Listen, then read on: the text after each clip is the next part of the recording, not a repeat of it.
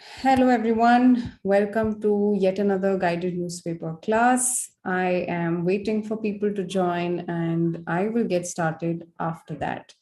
Now, in case you're here for the first time, you should understand that these classes are conducted with the aim to help you improve your vocabulary, improve your pronunciation, improve your reading skills, improve your listening skills, your writing skills, basically all of your basic English skills, right? And why is this really important? This is important because you have to write the IELTS test, and this requires you to have a hang on all of these skills of the language. Now, without being exposed to the language, you really can't develop your vocabulary. So that's the aim of guided newspaper classes. These happen on Mondays and Thursdays. Now, some weeks we may just do it on other days as well. So this week we did it on Tuesday and today is a Thursday. Timings 7 to 7:25 p.m. Just a 20-minute class helping you understand a newspaper article from a recent time. That's it, right? So if you're here for the first time or are seeing me for the first time, please let me know that you're there on the chat while I wait for others.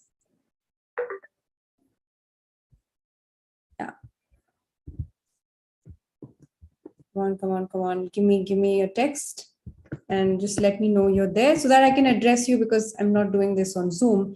I may not be able to know your name, right? Just to address you and just to give you that encouragement in the class is why I'm asking you your name. Come on.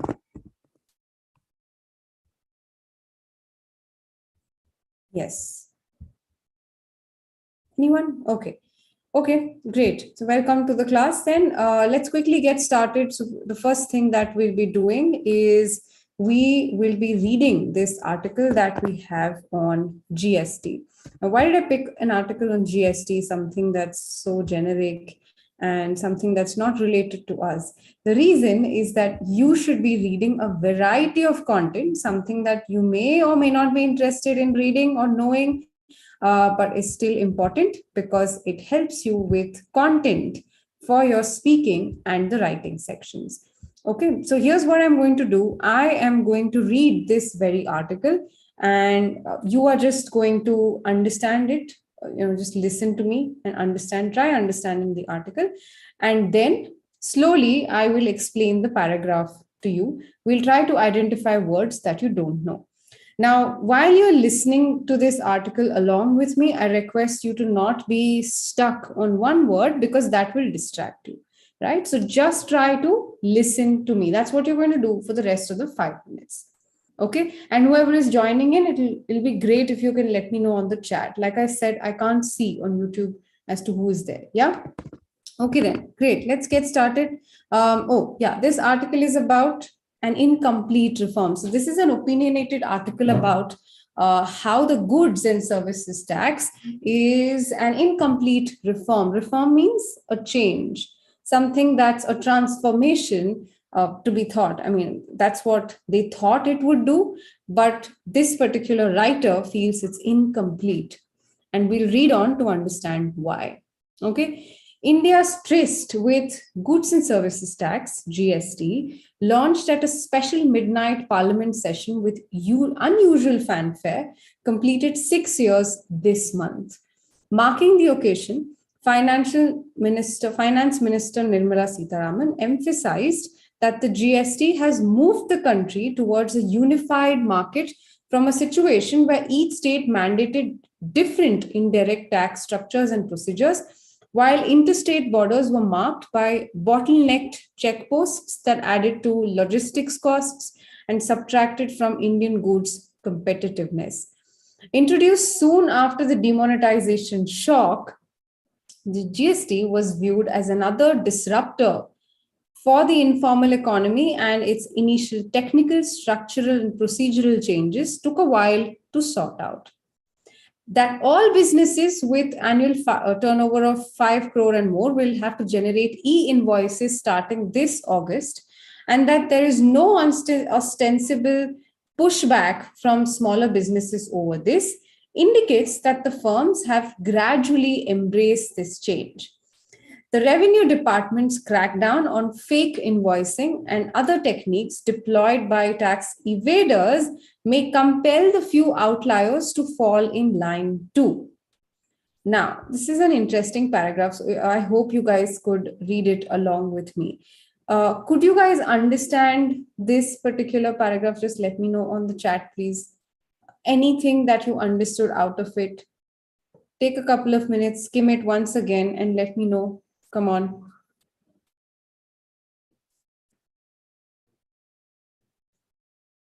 Yeah. Okay. That's good. That's good. Right.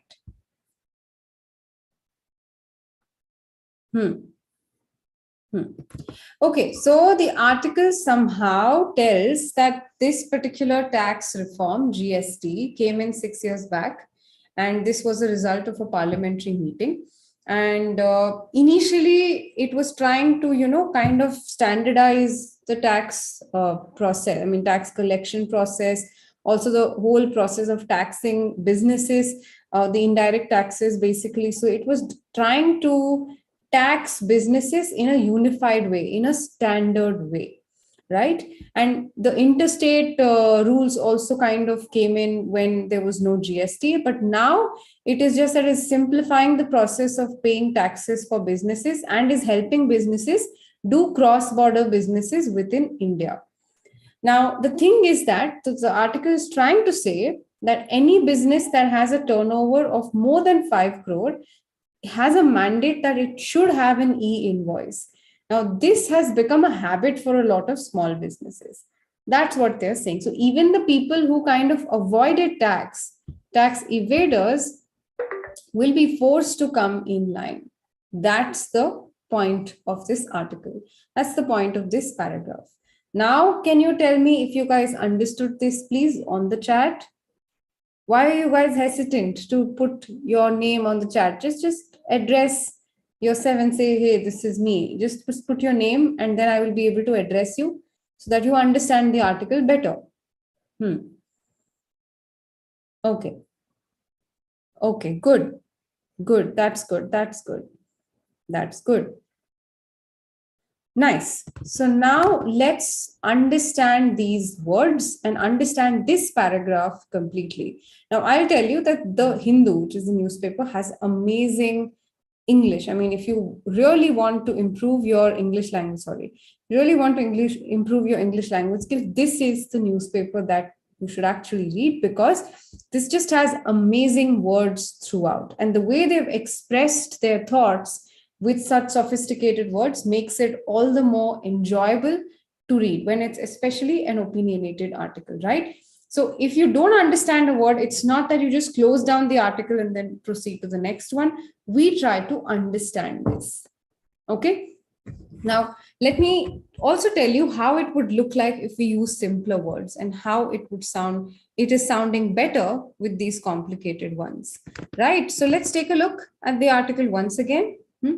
India's tryst with goods and services tax launched at a special midnight parliament session with unusual, something that hasn't been seen before, unusual, a lot of fanfare, a lot of fan following, complete 6 years this month.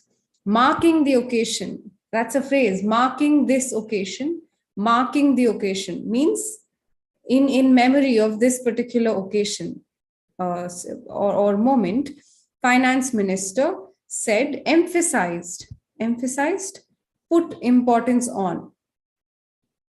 Okay, put importance about the fact that GST has moved the country towards a unified market, standardized, something that's collective, happens together, unified. Okay, unified market from a situation where each state mandated, made compulsory. That's what mandated means. Okay, yeah, so let's go back. Yes, mandated indirect tax structures and procedures, while interstate between states borders were marked by bottlenecked checkposts. You know what bottleneck means? anything that does not have free flowing capacity. That's bottleneck. So you've seen checkposts between two states. You might have seen that. So those checkposts added to the logistics costs and subtracted from Indian goods competitiveness. So basically, when one truck transported goods from one state to another, they had to pay these taxes and show that they've paid these taxes at the checkpost. And that just added to the logistics costs, basically, and kind of, reduced emphasis on the Indian goods that are to be sold.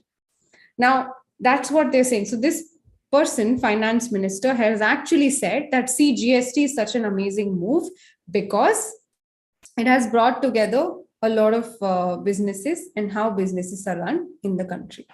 Okay, so let's just understand the rest of the paragraph. Introduced soon after, that's the phrase, soon after. Now, the other day, I just posted these words on the chat. This may be useful for anyone who are watching this as a recording as well. So just occasion is a word, marking the occasion is a phrase that I said. And then we saw mandated, right? Which means putting, saying that this is compulsory. We saw unified, something that means united, one particular thing. We saw that. And then what else did we see? And let me know on the chat, guys. You're listening to me in the class, right? Unusual is also a word, something that we didn't see before. That's what we saw. And then we saw bottlenecked. Bottlenecked is an adjective. Means something that is constricted. There's no free flow there. Okay, next we saw subtracted. Okay, subtracted, you know what subtracted, removed. Now introduced soon after. I said it's a phrase that you can use soon after, immediately after. Okay, immediately after the demonetization shock, the GST was viewed as another disruptor. Disruptor, it could just disrupt, means basically transform it drastically of the informal economy and initiate procedural changes. Took a while to sort out. So basically all these changes, including GST in their bills, in the board, adding it in the invoice, making sure that the bills had that, the billing machines had that, all of that took a while basically, but it was viewed as an disruptor. What does disruptor mean? Something that can not destroy. That's not what disrupt means. Basically, to try to change something drastically. So that's what disruptor means.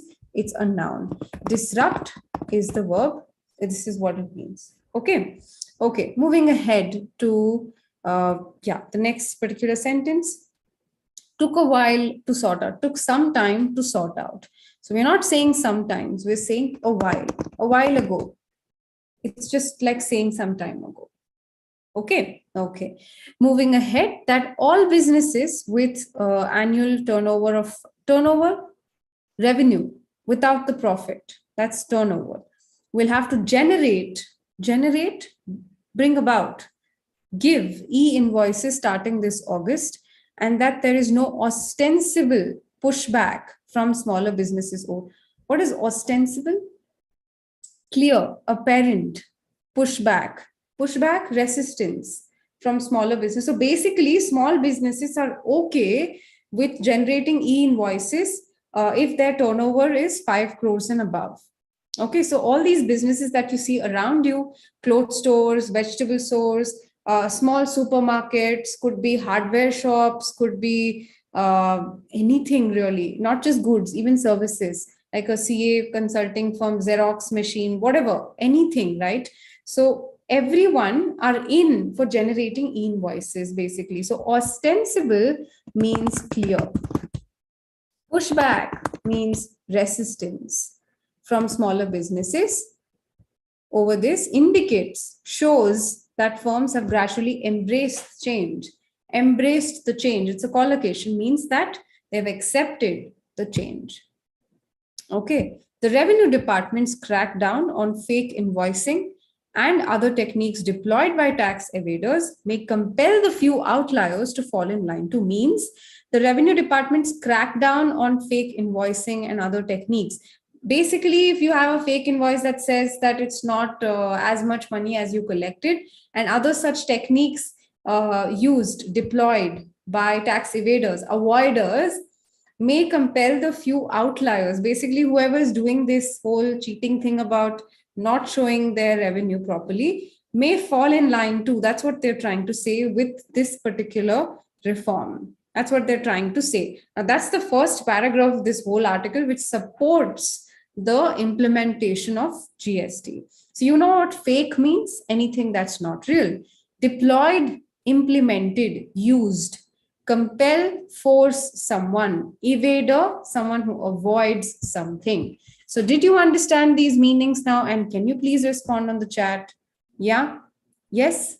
All of you understood this?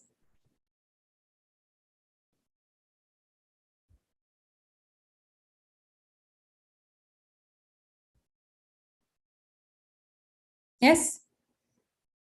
Okay. People watching me on YouTube. Yeah. Yeah. Okay. Amazing. Yes. SS Live. Okay. Great. So now look at the amount of words that we've learned today, even better than what we learned on Tuesday, if you remember that class. So yeah, let's try to frame few sentences. Good job, Shiva, as well. Let's try to frame a few sentences. And as usual, I'm going to be pinning the sentence that comes first. I'm going to give you a simple word. Okay. So let's use the phrase mandate. Okay. So mandate can be used as a noun or even a verb. So what is mandate? Anything that is made compulsory is called a mandate. Now, if you do the action of making something compulsory, it's a verb. So basically, the government mandated the use of GST. That's mandate, okay, as a verb. Okay, amazing. Now, I would want you to frame a sentence with mandate, use it as a noun or as a verb. And you have the example in front of you right here. So please refer to this and try framing a sentence. Come on. Shiva. Yes. Yes. And everyone else who is a silent spectator, please try to participate now, please. Yeah. Yeah. Hmm.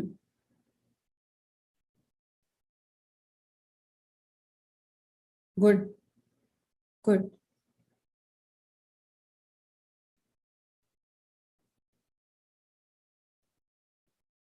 Hmm. Good. Good. Yes. So in case someone wants to frame another sentence with another word, um, let's do this word here, disruptor. Something that has the potential to change something drastically, change the current situation drastically. That's a disruptor. Okay. Have mandated the students to not wear anything religious inside the campus. Very good sentence. Have mandated SS Life. Apart from that, everything else is perfect.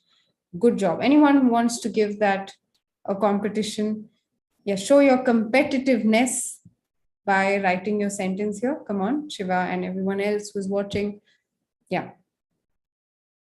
Okay, so now let's proceed to guided speaking. And after that, I'm going to be asking you a question on the chat and you're going to be answering that. Okay, so here is the statement with I mean, here is how we'll do guided speaking. So basically, I'm going to be is mandated to get is okay, good Shiva, good one. So basically, let's try to read this paragraph the way a news reader would do, but we're doing that with stresses, with appropriate pauses, with your tone.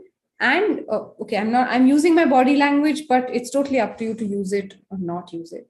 This is useful for your IELTS speaking test, whatever we're doing now. And I request you to practice this for the rest of the article as well. Okay, great, amazing. Here you go. Please repeat after me and try to catch up with my pace and follow, imitate my pronunciation. That's how you learn it. Here you go. India's tryst with the goods and services tax, GST.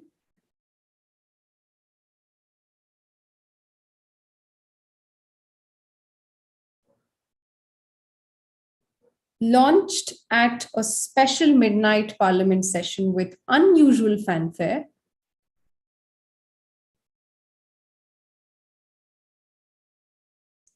completed 6 years this month.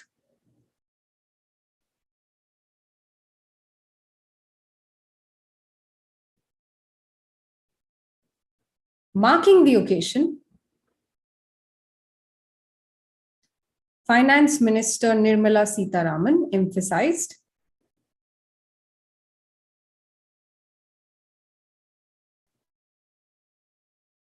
that the GST has moved the country towards a unified market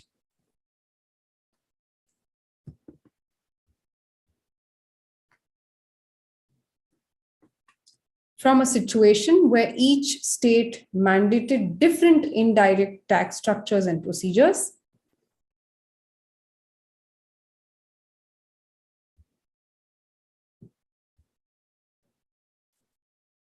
while interstate borders were marked by bottleneck checkposts that added to logistics costs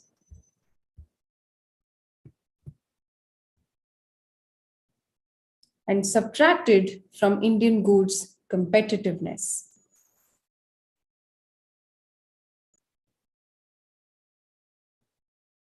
Introduced soon after the demonetization shock,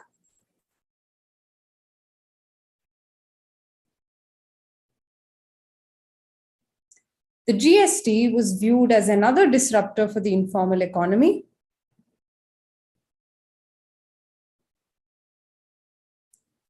and its initial technical, structural, and procedural challenges took a while to sort out.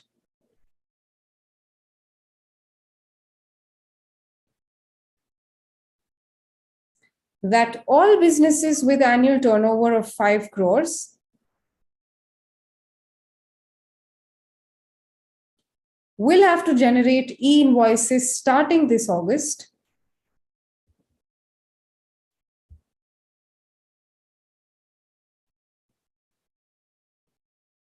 and that there's been no ostensible pushback,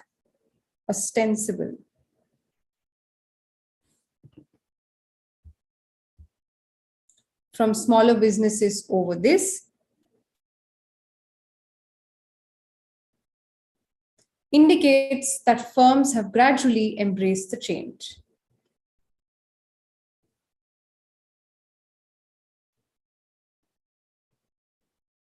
The Revenue Department's crackdown on fake invoicing and other techniques deployed by tax evaders